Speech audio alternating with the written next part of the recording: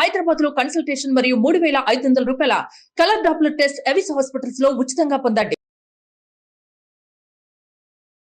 నమస్తే రమగారు. నమస్తే జయ. రమగారు, మనకి దసరా పండుగ శరన్నవరాత్రులు చేసుకుంటాం. అయితే తెలంగాణ రాష్ట్రంలో బతుకమ్మ చేస్తారండి. తెలంగాణ రాష్ట్ర పండుగ కూడా అవును. చాలా చక్కగా అందరూ గుమిగూడి స్త్రీలంతా కూడా చక్కగా చేసుకునే పండుగల్లో బతుకమ్మ ఒకటి. అవును. దసరా శరన్నవరాత్రులు ఎలా చేస్తాము, ఎప్పటి నుంచి మొదలైంది అనే దానికి ఒక చరిత్ర ఉంది. బతుకమ్మకు సంబంధించి కూడా కొన్ని చరిత్రలు ఉన్నాయి కదా, వాటి గురించి ఒకసారి మాట్లాడుకుందామండి. మహాలయ పక్షాల చివరి రోజు పెద్దల అమావాస్య, పితృ అమావాస్య, మహాలయ అమావాస్య, ఈ ప్రాంతంలో పెత్రామాస అంటారు దాన్ని.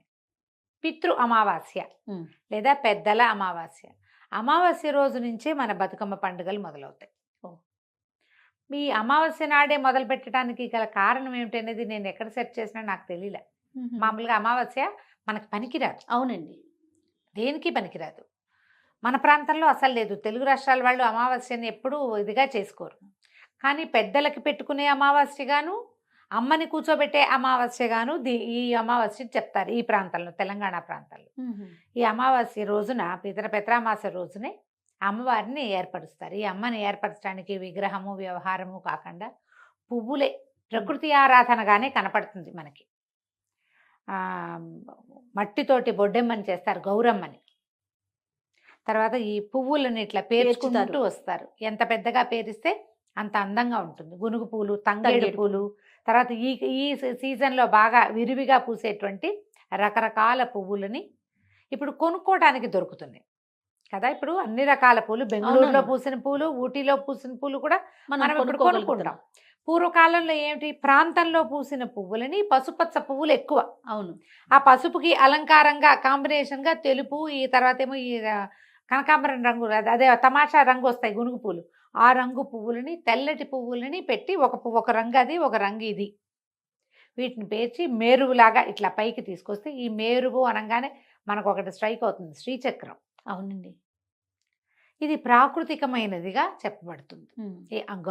గౌరీ కూడా ఇప్పుడు మనం ఏ పండగలో అయినా సరే గౌరీ ఆరాధన చేస్తాం. ఏం చేస్తాం, పసుపుని బాగా కలిపి ఇట్లా కోపులాగా చేస్తాం, ఓ పసుపు బొట్టు పెడతాం 3 పక్కల. ఇది కూడా గౌరీ ఆరాధనే. అమ్మవారిని ఆరాధించే విధానాలలో ప్రాకృతికమైనది, ప్రకృతి సంబంధమైనది, కేవలంగా ఎవరైనా చేసుకోగలిగేది, మంత్రం తంత్రం వ్యవహారం ప్రాణప్రతిష్ఠ ఏమీ లేకుండా సంతోషంగా 4 పువ్వుల్ని చక్కగా పేర్చి అందులో అమ్మని భావించి ఆమెకి బోల్డ్ అంతా సేవ చేసి సంతోషపెట్టి ఆమెను మళ్ళీ నీళ్ళల్లో కలిపేసేయటమే ఈ పండగగా కనపడుతుంది.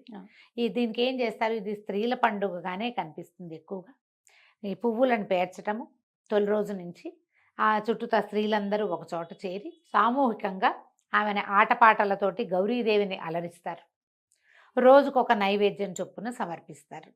ఇది పెద్ద పెద్ద ప్రాంత వ్యవహారంగానూ ఉంటుంది. వేల మంది ఒకే చోట గుమిగూడి చేసుకుంటారు. ఒక లైన్లో, ఒక వీధిలో ఓ 10 ఇళ్ల వాళ్ళు ఉంటే 10 ఇళ్ల వాళ్ళు కలిసి చేసుకునేది గాను కనపడుతుంది. కుల విచక్షణ లేదు, అందరూ చేసుకునేదే. ఇందులో మంత్రతంత్రాల వ్యవహారం ఏం లేదు కదా. అవును. సులువు. చక్కగా అలంకరించుకుని అమ్మవారిని చక్కగా అలంకరించి శక్తి కొలది, ఇది ప్రసాదాలు నివేదనలు కూడా పెద్ద పెద్దవి కాదు, సింపుల్వి. ఓ రోజు అటుకులు పెడతారు, ఒక రోజు అట్లు పోసి పెడతారు, ఓ రోజు ముద్దపప్పు, చప్పిడి పప్పు అని పెడతారు, ముద్దపప్పు అని పెడతారు.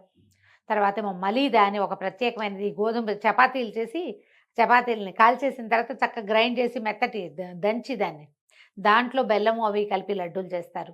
తర్వాత ఈ జొన్నలతోటి, సజ్జలతోటి, సజ్జపిండి, జొన్నపిండి వాటితోటి చేసి పెడతారు. ఖరీదైన నైవేద్యాల వ్యవహారం అసలు కనపడదు, సింపుల్గా చేస్తారు. బియ్యపిండితో వేపకాయలు చేసి వేయించి వేపకాయల బతుకమ్మంటారు. ఈ మధ్యలో ఈ 8 మొత్తం 9 రోజుల పండుగ. పెత్తరమావాస్య నుంచి మొదలుపెట్టి దుర్గాష్టమి దాకా గౌరీ ఆరాధన చేసుకుంటారు. దుర్గాష్టమి నాడు ఆమె దుర్గా ఆరాధన మొదలు పెట్టుకుంటారు. ఈ అమ్మవారిని ఆ రోజు సాగనంపేస్తారు.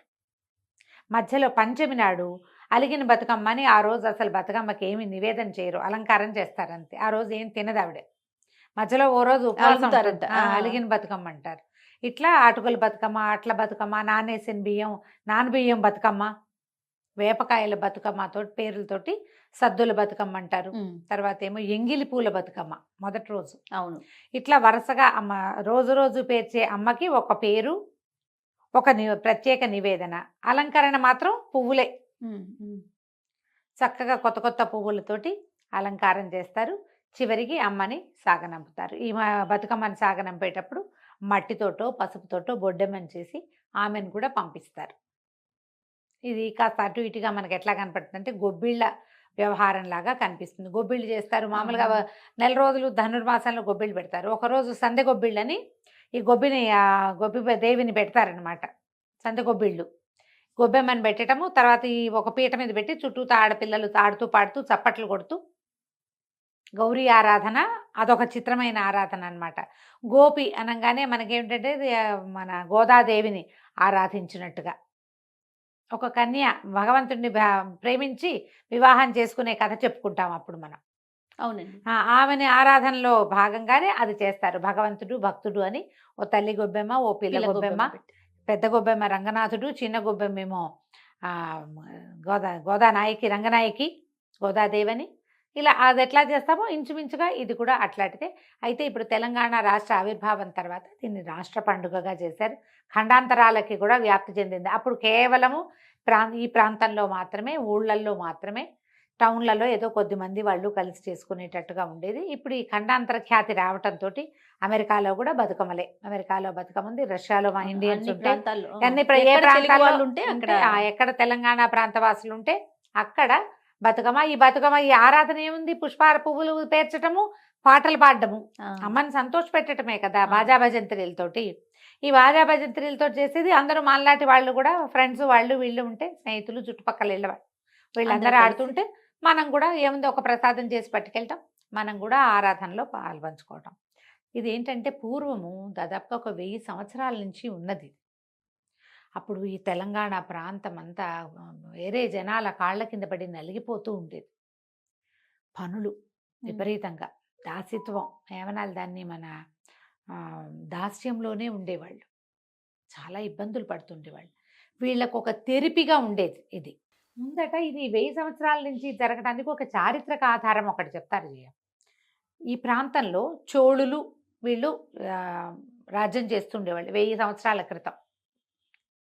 అయితే ఈ చాళుక్యులు చోళుల యుద్ధాల్లో ఇక్కడ ఈ ప్రాంతంలో వేములవాడ ఆ ప్రాంతాల్లో ఉన్నటువంటి పెద్ద శివాలయం ఒకటి ఉండేది. ఇప్పుడు రాజరాజేశ్వర స్వామి ఉన్నాడు కదా వేములవాడ, అట్లాగే ఉంటే ఈ తన ఒక సారస్వతుడు అనే రాజు దీన్ని గెలిచి రాజరాజ చోళుడు వీళ్ళ గురించి చెప్తారు. ఈ శివలింగాన్ని పెకలించుకు తీసుకుపోయి తంజావూరు తీసుకెళ్ళారు. వాళ్ళ రాజ్యం అక్కడ వీళ్ళ మీద యుద్ధం చేసి తీసుకెళ్ళిపోయారు శివలింగాన్ని. ఇది చాలా పుస్తకాల్లో కనపడుతుంది. ఇది ఎంత మటుకు ప్రామాణికమో నాకు తెలియదు, కానీ ఈ విషయం మాత్రం ఒక 5-6 చోట్ల నేను చదివాను. ఈ శివాలయాన్ని, ఈ శివలింగాన్ని, అతిపెద్ద శివలింగాన్ని తరలించుకుపోయి తంజావూరులో ప్రతిష్ఠ చేశారు. బృహదీశ్వరాలయం చెప్పుకుంటాం కదా. అయితే పార్వతీదేవి ఉండిపోయిందట ఆ దేవాలయంలో ఉన్న అమ్మ, ఇక్కడే ఉండిపోయింది. శివుడు లేని పార్వతిని, బృహత్తమ్మ దుఃఖాన్ని తగ్గించడం కోసం వీళ్ళు ఇలా పువ్వులు అలంకారం చేసి ఆమెని సంతోషపెట్టేవాళ్ళు. బృహత్తమ్మ నుంచే బతుకమ్మ వచ్చిందని ఒక వాక్యాలు వినపడతాయి. బృహదమ్మ ఆవిడ పేరు. బృహదీశ్వరుడు వెళ్ళిపోయాడు, పెద్ద శివలింగం. అమ్మవారు ఇక్కడే ఉండిపోయిందని అమ్మవారిని తీసుకెళ్ళలేదు వాళ్ళు. అందుకని ఆమె దుఃఖాన్ని తీర్చడానికి ఇలా 9 రోజుల పాటు పువ్వులతోటి అలంకారం చేసి, అవి ఎట్లా 2 మేరుగులుగా చేసేవాళ్ళట. ఇట్లా మట్టితోటి పైకి చేసి శివుడు పార్వతి అర్ధనారీశ్వర తత్వాన్ని ప్రతిబింబించేలాగా ఆ రెండింటినీ కలుపుతూ పువ్వులు చుట్టి ఆమె కోసమని ఈ అర్చన చేసేవాళ్ళని ఒక మాట ఉన్నది. అయితే క్రమంగా ఏమైంది, మనం ఇది వచ్చే దొరలు ఇక్కడంతా వచ్చే రజాకార్ల మూమెంట్లు వాటి ముందంతా కూడా ఈ ప్రాంతాల్లో ఏంటంటే విపరీతమైన దాస్యాలు ఉండేవి. ఒకళ్ళు ఒక 10 రూపాయలు అప్పు చేస్తే వాళ్ళ జీవితం అంతా వాడు అక్కడ వాళ్ళ దగ్గర గడిలో పనిచేయాల్సిందే. వాళ్ళ కాళ్ళ కింద పడి నలిగిపోయేవాళ్ళు, అన్ని రకాలుగాను వాళ్ళని వాడేసేవాళ్ళు, తరతరాలుగా వాడేవాళ్ళు పాపం. అయితే ఈ జరుగుతున్న క్రమంలో వీళ్ళకి కొంచెం ఒక సంతోషకరమైన వ్యవహారం కోసం ఎక్కువ ఖర్చు లేని ఈ పండగ విధానం మొదలుపెట్టారని చెప్తారు. ఆ పువ్వులు అవి చూసి అమ్మవారిని కీర్తిస్తూ ఒక పండగ చేసుకోవడానికి ఆట విడుపుగా ఉండేదని అదే చెప్తారు. ఇప్పుడు జొన్న కంకులు ఫుల్గా కంకులు పోసుకొని ఉంటాయి, పైగా ఈ వర్షాకాలం కదా ఇది, వర్షం వెళ్ళి ఇలా శరత్కాలం వచ్చేసరికి కదా, అదేగా ఇప్పుడు మనం శ్రావణ భాద్రపదాలు వర్ష వర్షాకాలం. ఋతువు, ఇక ఊరంతా ఆకుపచ్చగానే ఉంటుంది. ఈ గునుగు పూలు, గేదంగి పూలు, తర్వాత ఏమో ఈ తంగేడు విపరీతంగా పుష్పించి ఉంటాయి. ఆ పుష్పించిన వాటిని చూస్తే గౌరీదేవిని కనపడుతున్న పసుపు పచ్చదనంలో పచ్చటి పువ్వులు, ఆ పసుపు పువ్వులని పేర్చి ఈ రకంగా గౌరీ ఆరాధన చేయటం అనేది మొదలుపెట్టి ఉండొచ్చు. ఎంత కాదన్నా ఇది బతుకమ్మ పండగ 1000 ఏళ్ల నుంచి చేస్తున్నారట. తర్వాత ఇక్కడ ఏమయ్యేదట, ఈ పిల్లల్ని ఎక్కువ మంది ఆడపిల్లలు పుట్టినా కూడా ఆడపిల్లలు వాళ్ళ చేతుల్లో వీళ్ళ చేతుల్లో దొరికిపోవటమే కదా, దాంతో సూసైడ్ చేసుకునేవాళ్ళు, పిల్లల్ని చంపేసేవాళ్ళు. దుఃఖం, ఈ పోగొట్టుకునే దుఃఖం చిన్నది కాదు చూడు. అవును కదండి. అందుకని చావద్దు, బతికుండమని బతుకమ్మ బతుకమ్మ అని బతకమని ఇట్లా పూజ చేసుకునేవాళ్ళు. ఈ బతుకమ్మ పండగ కోసం వేరే ఊళ్ళకి వెళ్ళిపోయిన ఆడపిల్లల్ని కన్నవారింటికి తెచ్చుకునేవాళ్ళు. ఇందులో పెద్ద హడావిడే ఉంది, చక్కగా అందరూ కలిసి పాటాపద్యం పాడుకోవటమే కదా. స్త్రీల కష్ట సుఖాలు, పువ్వులు వాటి సౌందర్యము, అమ్మవారు ఆమె యొక్క దయ, పాటల్లో అవే ఉంటాయి. తలా ఒక్క పువ్వు వేసి తీరొక్క పువ్వు వేసి అంటారు, అంటే రకానికి ఒక పువ్వు చొప్పున ఒక వరసలు వరసలుగా పేర్చుకోవటం, పేర్చి తేలికగానే పూజ చేసుకునేవాళ్ళు. ఇప్పుడు క్రమంగా ఏమైందంటే తెలంగాణ సంపన్న రాష్ట్రంగా మారింది, అందరికీ పండగ చేసుకునే అవకాశం లభించింది. మనం సామూహికంగా పండగ చేసుకుంటున్నాము. వీడు ఎక్కడ కుదిరితే అట్లా చేస్తాం. చక్కగా అందరూ ఆడపిల్లలు అలంకారాలు చేసుకుని పుట్టిళ్ళకి వచ్చి, కోడళ్ళు ఉంటారు, కోడళ్ళు వాళ్ళ పుట్టింటికి వెళ్తే కూతుళ్ళు మన ఇళ్ళకి వస్తారు కదా, అందరూ కలిసి ఒకే చోట ఈ పండుగను జరుపుకోవటం ఆనవాయితీగా కనపడుతుంది. చుట్టుపక్కల ఇళ్లలో ఎవరైనా చేస్తే మీరు కూడా ఒక అడుగేసి ఒక దండం పెట్టుకోండి, అంతే కదా. మనం ఈ విధానం అంతా చేయలేకపోవచ్చు, మనకు రాదు, మన ప్రాంతాలకు రాదు, కొన్ని ప్రాంతం వాళ్ళకి రాదు, కొంతమంది చేస్తారు ఆ పండగ. ఆ పండగ చేసేటప్పుడు మన స్నేహితులు చేసుకుంటున్నప్పుడు మనం కూడా ఒక గౌరీదేవి పూజ తప్పిస్తే ఇంకా అందులో ఇంకా వేరేదేది లేదు. ఒక నమస్కారం చేసుకుందాం. బతుకమ్మకి జై. రైట్. నమస్తే రమ్య గారు. నమస్తే జై.